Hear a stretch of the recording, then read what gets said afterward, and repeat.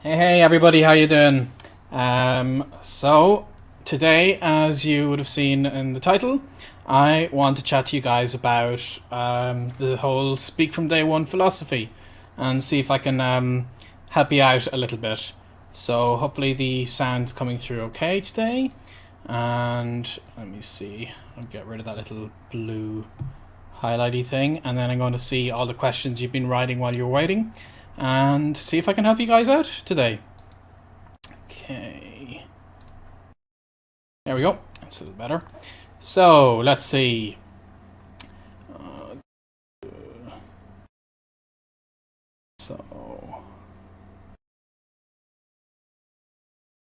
Paulino says, do you recommend memorizing phrases or questions or dialogues to get started speaking? So I'm going to start with that question. Essentially, if anyone is just joining us now, my name is Benny Lewis, and I have the blog Flute in 3 Months and some books, and I do lots of videos.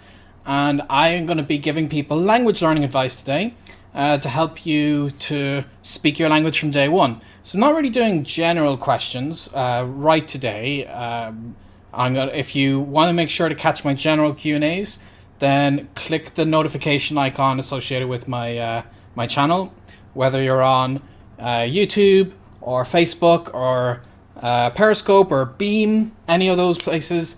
Then go ahead and click the bell icon or subscribe me to notifications, whatever it might be. Okay, and then you won't miss these in future. But today, I'm just going to be looking at questions related to speaking from day one. All right, guys? Hope that makes sense. So, so Paulino said, do you recommend memorizing phrases, questions, dialogues to get started speaking? So, what I feel, if you guys ever have the chance to watch the video I made about learning Polish in 1 hour, Polish is not part of not one of the languages that I speak at all. But I had this project where I tried to learn Polish in 1 hour enough to have my first basic Skype call. And what I did for that was I just crammed a little phrase book, so one of those travel phrase books like from Lonely Planet, and I looked up a few things about myself, and I decided ahead of time that we were going to be talking about that. So I got on to my teacher and I said, I want to talk about introducing myself. So that's kind of the to answer Paulino, I would say try to learn initial introductory dialogues, depending on your situation. And then, if possible, the most ideal way to do it is over Skype. You can have your first conversation over Skype, because then you can have another window open and you can kind of look things up there. Whereas it's a lot harder in the middle of a conversation to be looking through a little dictionary. So that's kind of what I would say to get started speaking. And I can see your comments coming in over here while I'm talking. So Jess, I'm not in Ireland. I'm actually in New York. You might be able to hear the sirens as proof, because we don't have a lot of sirens in my small town in Ireland driving past us. Here it's only 8:20. So yeah, that's to answer that question. Okay, and now the questions that were coming in while you guys were waiting. Okay, we got questions about specific languages, or like questions that are a bit more advanced. So I'm not going to be getting to them today. Sorry about that, but feel free to subscribe. I'll be doing more of these general questions in future. Yeah, a few like that. Yeah, some complex questions here. I'm going to stick with the speak from day one on this particular video. Okay. All right. So yeah, I could see how this would apply to day one. Diana over on YouTube says, I have trouble keeping up with the conversation because they speak so fast. Any tips? So even if you're starting to speak a language, you might say something like, where are you from? And then they reply with as far as you're concerned. So in that case, what I try to do is, if they're speaking fast, you're probably not going to understand what they're saying. So a mistake a lot of us make, I know I made this mistake when I first got into learning languages, is that you try to understand everything. So someone says a whole phrase to you, and because you don't understand that entire phrase, you decide that you just don't understand it at all.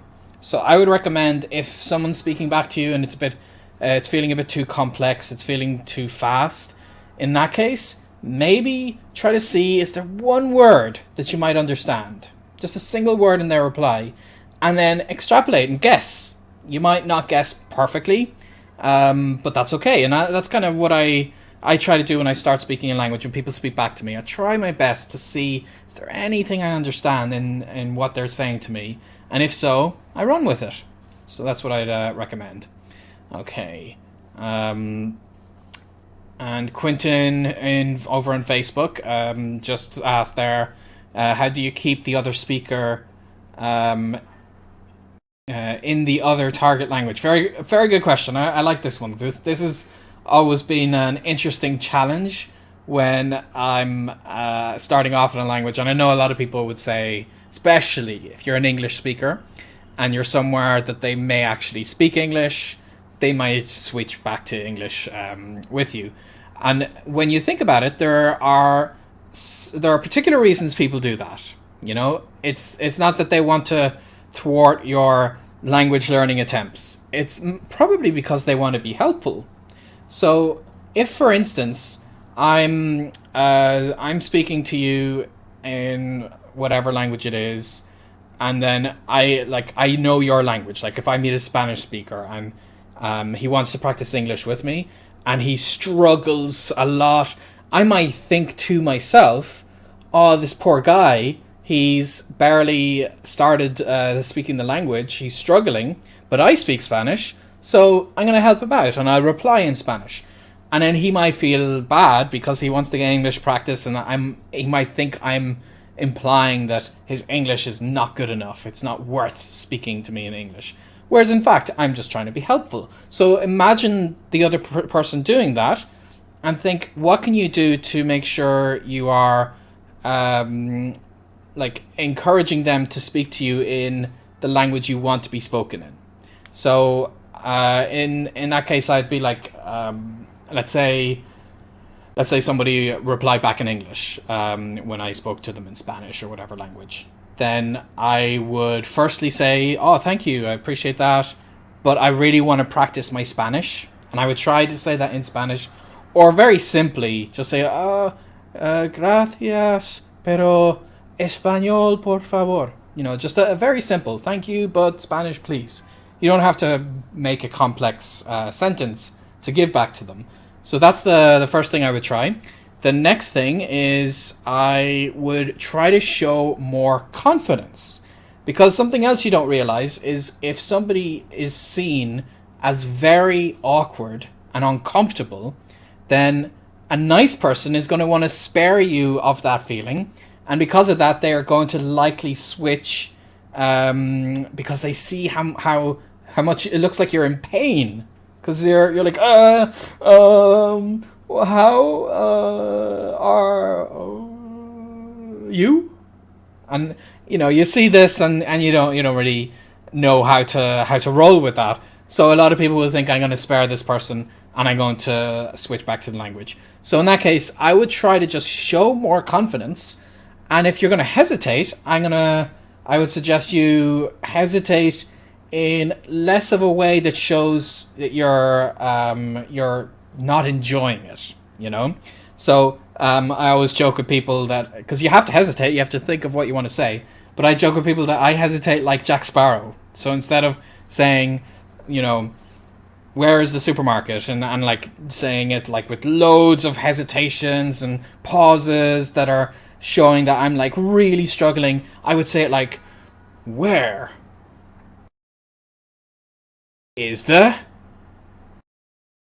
supermarket? And you know, it's kind of silly, but if you do keep that in mind, that you're looking for like dramatic pauses, or you're looking to put like that pause to give emphasis, that a lot of orators actually do, a lot of professional speakers do this. That's what I would advise that you try to do. Okay? So let's see. By the way, everyone, if you see Holly in the chat windows, she's today's moderator, so she'll be able to help you with some questions and reply to you and so on. Hold on, she's just got a question for me here.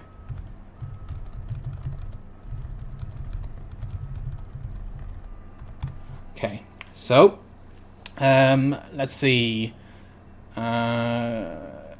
Hugo says, first of all, it's good to be here. I'm going to ask something later. I'm going to wait for your introduction. Okay. Yeah, so I'm kind of bouncing forward and backwards to see how you guys are asking questions initially. So I tried to make sure I didn't miss any. Okay. So got some more questions about more, like intermediate levels in a language. There was a question just there about what the theme of today's live video is, and you should be able to see that in the top left of the video. Speak from day one. So today's theme is, if you're just joining us, the theme of today's video is if you have any questions about the first day or the first days of how you try to speak a language, the kind of things that you struggle with. So if you have more general questions, you know, like how do I deal with Russian grammar and anything like that, then hold on to it and make sure you are subscribed and that you're going to get notifications. So you click the bell icon next to the subscribe button, or select notifications next to my profile, whichever system you're on, so you don't miss the next time we do one of these, and then I can answer the questions then when the theme is general Q&A. All right. So we have Deb saying buonasera dalla Colombia. Buonasera. And Matías asks, hola Benny, ¿cómo estás? Estoy muy bien, como siempre. Okay.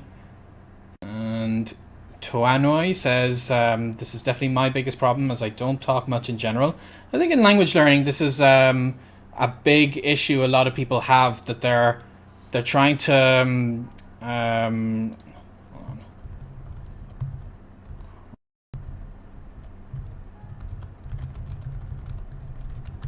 they're trying to like study a language and base it off that like the more they study, the better they'll be. And I think if your goal in language learning is to read the language, then you should practice it as much as you can. If your goal is to appreciate TV shows, then maybe improve your listening comprehension. But if you really, really want to like dive into speaking, then the problem is that you just need that practice. You need to be able to consistently use the language on a spoken basis. So the only way to get that is to speak more and more and more. And you might try to start speaking and then it might not go so well because you tried and you don't know the words, and that's okay.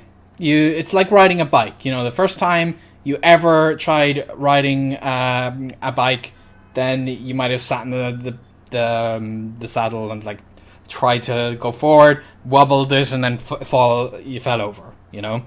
And that's how I see speaking a language. I try to speak it and I can barely form a basic sentence, but you get better and better and you get more and more confident. Okay, so let's see what else you guys are saying.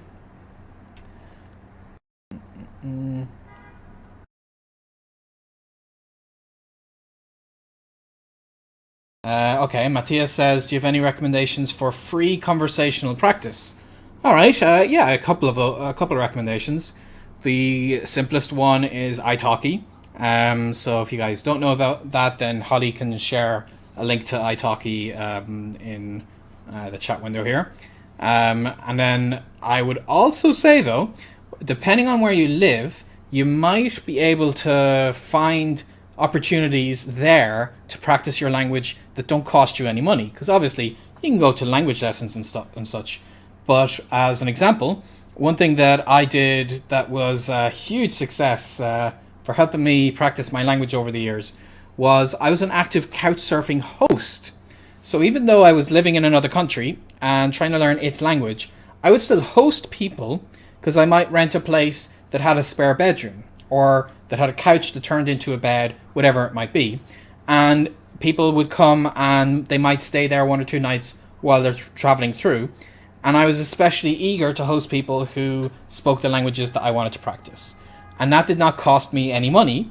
And they were very happy to speak the language to me because I was giving them free accommodation. So keep in mind that, you don't have to pay with money. Sometimes you pay in other ways, like you pay by giving them a free roof for the night, or you might, if you're skilled at something else, maybe you'll help them with that. If you're good at maths, then you might help them pass their exam if they'll speak to you in that language a little bit in the evenings. So, there's a lot of ways you can do that.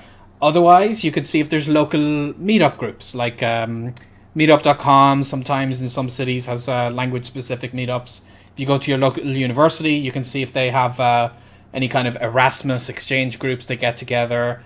There are loads of options. You might see specific language exchange events. If you search Facebook for your city name, language, then you might see it pop up that way. So there are a lot of ways you can get that practice for free. If you can afford it, a teacher will help you push it up a notch. But if you're on a very tight budget, then see what your options are. Okay? All right. Okay. So we got some general questions that might fit better for higher levels. I'm still sticking to the very, very initial questions here. Okay. Let's see.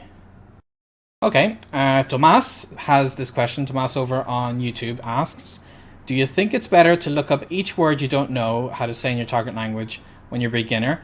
Or is it better to cover these holes with your native language? Okay, very good question. And a lot of people would naturally try to fill in those gaps with the word in their mother tongue. I think that's not a very good idea.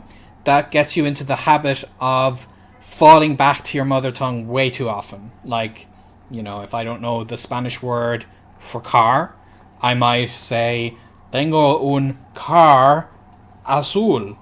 And, that's not a very good way of dealing with the problem. So in that case, what I would recommend you do is see, firstly, can you talk around it?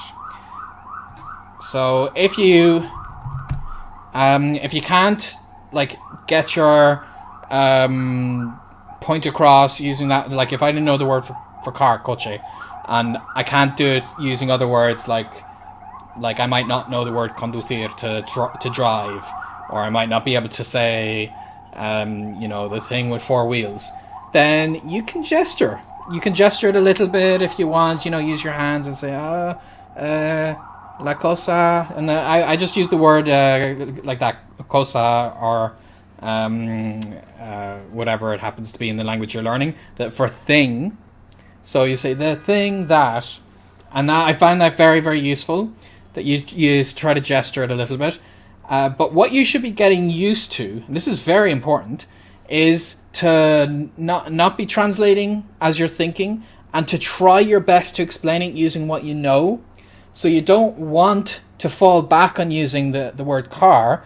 You want to try your best to explain it using what you know. And even in the higher levels, you might have some really complex word that you want to say, but if you don't know that exact translation, then maybe you're better just explaining around it a little bit. Okay, so I hope that answers that question.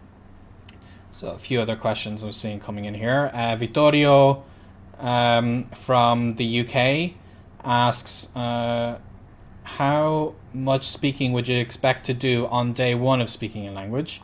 How much would one know?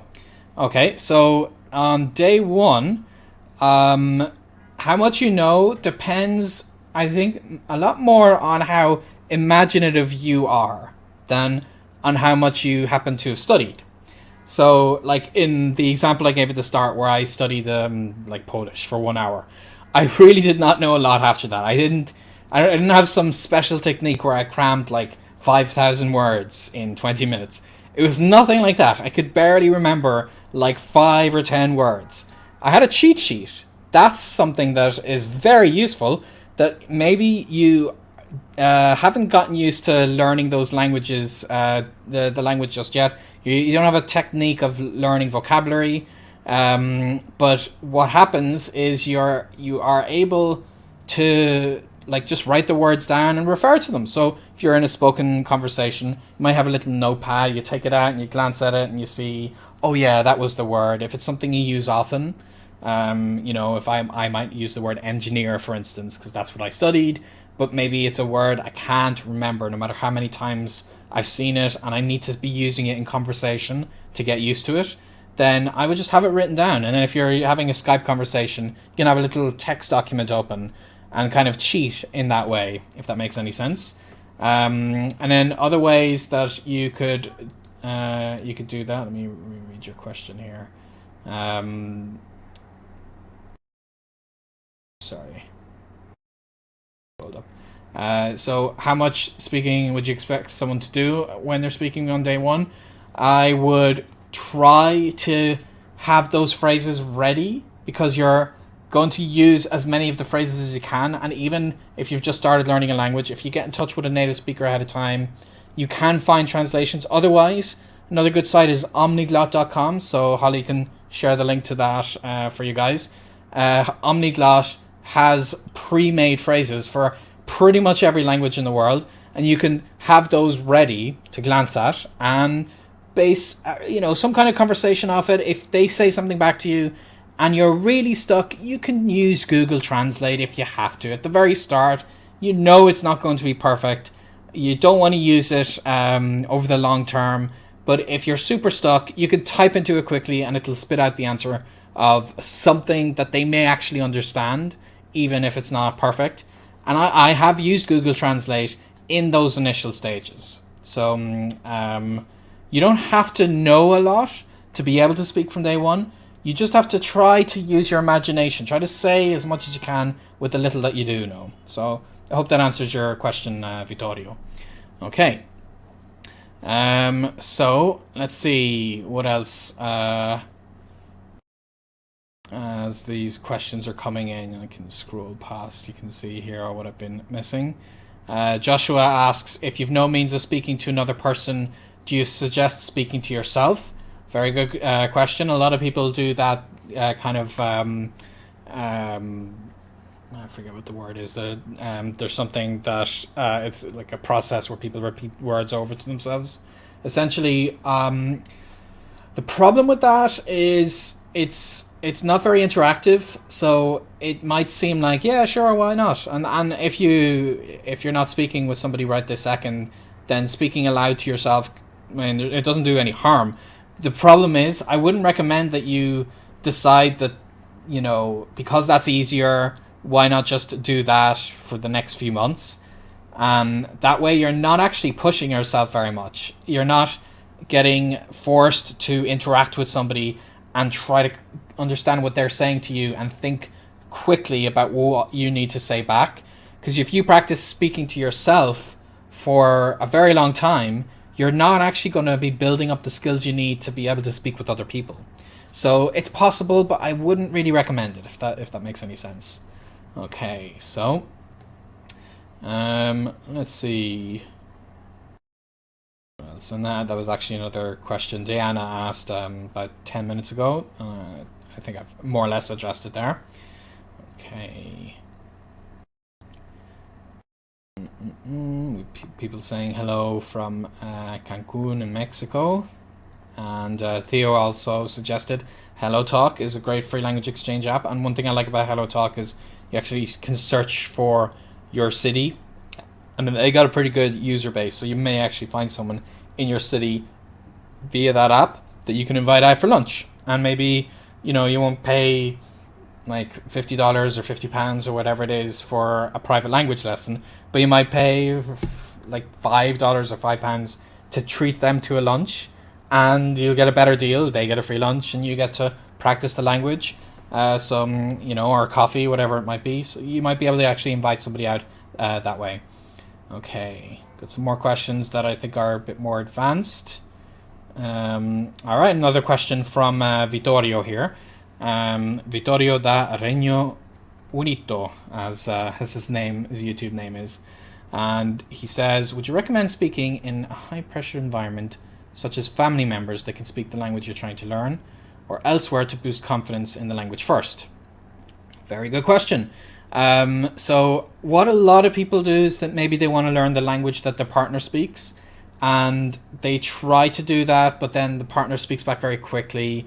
The problem with those situations is that you may already be used to speaking to that person in a particular language, and I think there's a kind of a psychological switch you need to make when you start speaking another language, which is very hard to do when you already have some kind of a relationship with somebody in the language that you usually speak to them in, like typically your mother tongue, I'd say. It's very hard to make that switch. And as an absolute beginner, it's even harder because you're used to having complex conversations with that person.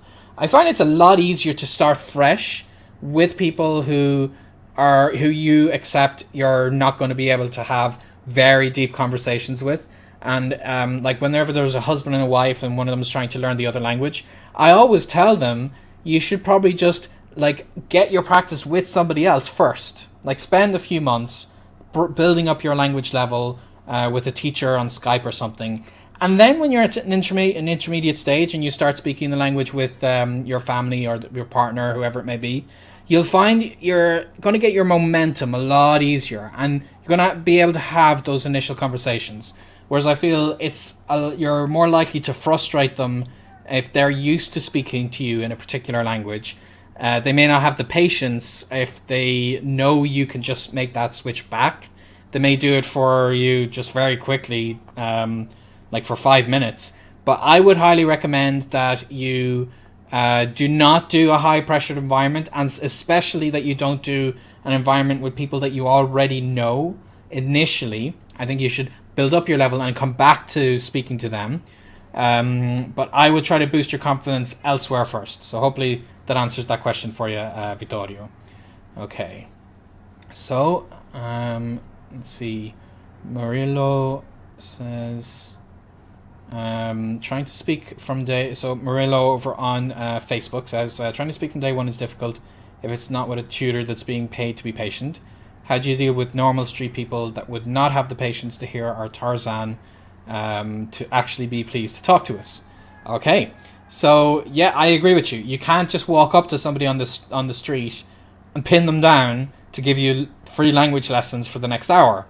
That's typically not happened for me, and it's why I tend to go for the language lessons, especially because if you're coming from a Western country, a lot of the language lessons you can get them very cheap on italki. But if you are going up to people on the street, I accept ahead of time, especially as an absolute beginner, that I'm going to have very, very quick exchanges. So maybe I accept that I'm going to be able to order food from them. And I might just do that. And that's just a 20-second exchange. And if I want to like be imaginative and try to get practice in other ways, I might be able to have those short exchanges with complete strangers by having a time constraint, because I think you're not going to be pushing your luck that way. So I might know the city inside and out, but I'll decide ahead of time, today I'm going to walk up to strangers and ask for directions to places in town that I already know, and I'm going to see from their reply how much I understand in terms of like when they say left and then right. Do I understand if they said how far or how many streets? And it helps because I kind of know the answer already, so I'm making that association with what they're saying and the answer. So you can decide with those strangers that you're going to have those brief conversations. Now, to get your bigger language practice, in that case, what I think is very beneficial is if you look for fellow learners. And when I started learning Spanish in Spain, I don't like it is the Spaniards firstly spoke far too quickly for me, so even if I met somebody with loads of patience who wanted to help, I would not have really understood their reply. But what helped a lot was finding other learners who were students like myself in the Erasmus program. So I actually learned a lot of my Spanish from German and French students who were there to learn it as well, and they were like me, so they wanted to practice and they had a very basic level, so they would speak to me, and that's why I think it's not actually as bad as you think to get that kind of practice, as long as it's with people who are also learning. And then if it's with other native speakers, then like I said, if you can offer something in exchange, like you not necessarily paying, but if you meet them socially, you might say, "Can I treat you to lunch?" And that's a lot less than paying for a language lesson. Or if there's anything else you can do, then depends on what you can exchange with them. Maybe you have a phone that you don't use very often and you wanted to get rid of, and instead of selling it, you decide, okay, I'll give this guy a phone if he'll practice this language with me. You got to be imaginative in how you do that. Okay? All right. So I hope that answers your question, Murillo. So I'm just going to be online for another 5 or 10 minutes just to give you guys warning. So I'm going to be scrolling quickly to see what I see that is relevant to speaking from day one, and hopefully answer your questions. Okay. So Tuanui says, do you have any tips for how did you find language partners in a new city where you know no one? I'm moving to Toronto in 2 weeks.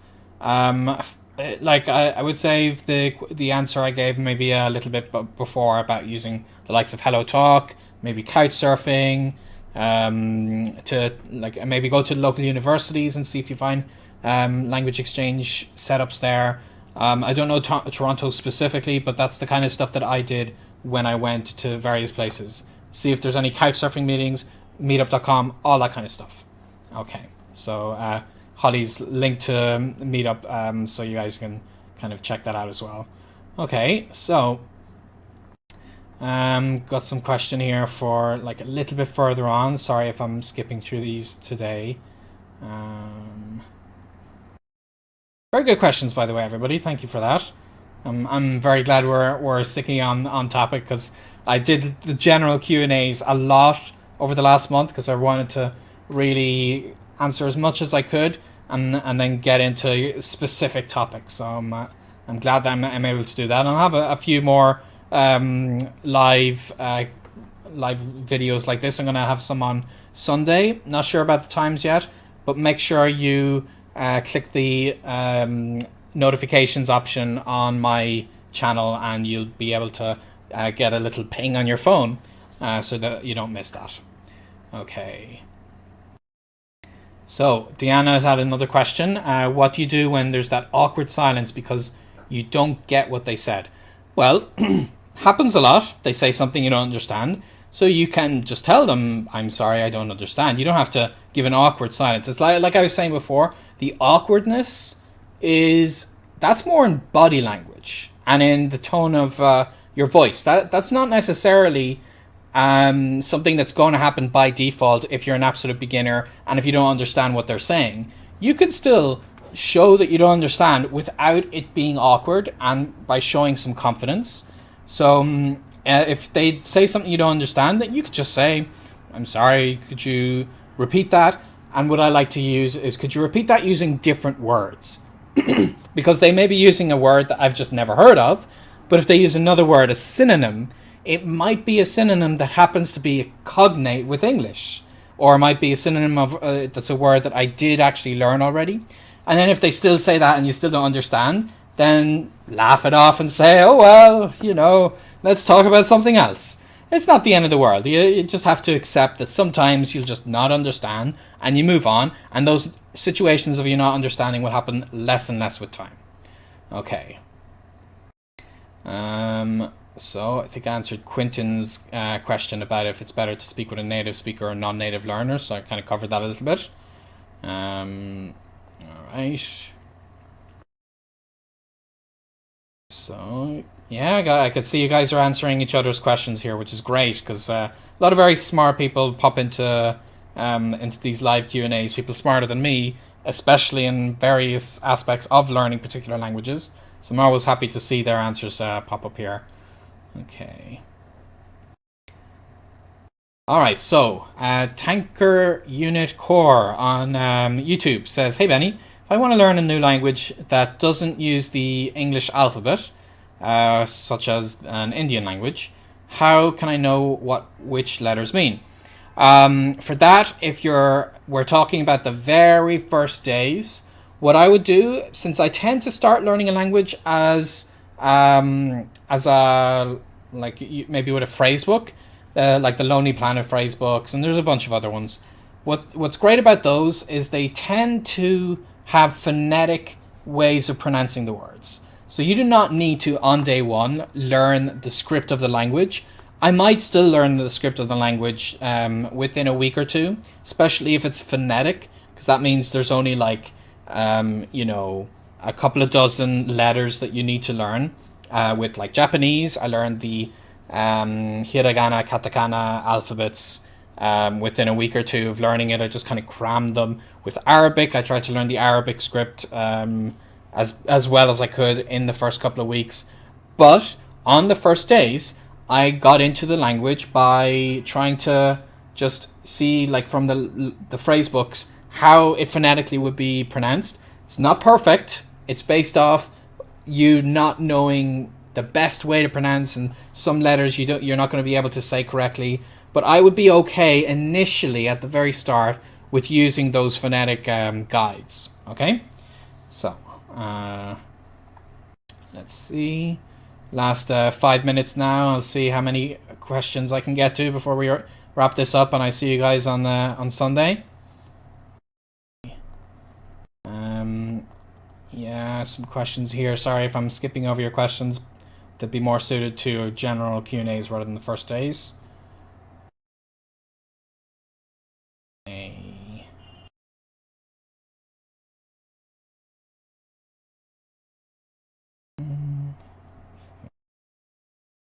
And Jonathan Huggins, as a regular contributor, he says if you're looking for a Facebook group for language exchange, he's an admin for one that has 16,000 people. So if you're over on Facebook, check out his stuff. He runs an English learning community, so he'll definitely be able to help you out. And there are people in that community who may speak your target language if you're a native English speaker, and that's a great way to find exchanges. Okay.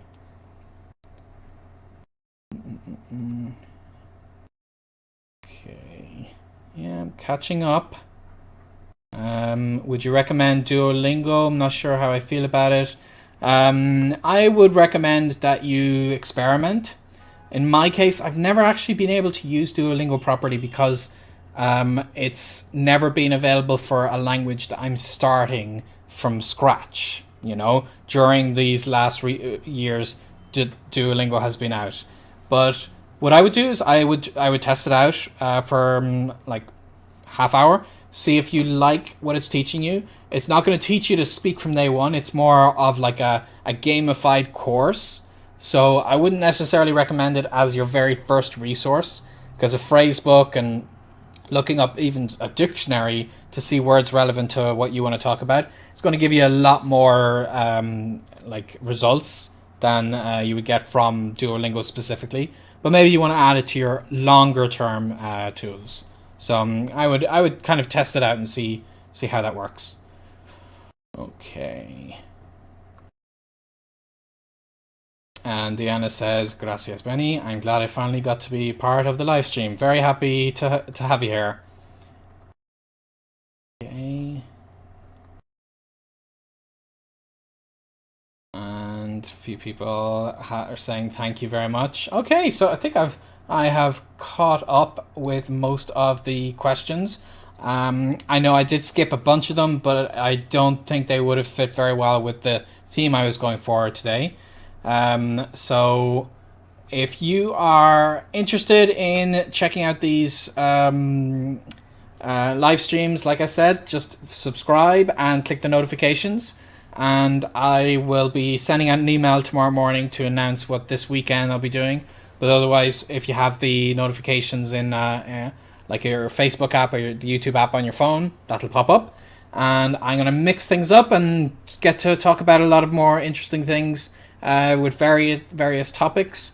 And even like doing something else, like I might play a video game while answering questions just to make it that extra bit more interesting.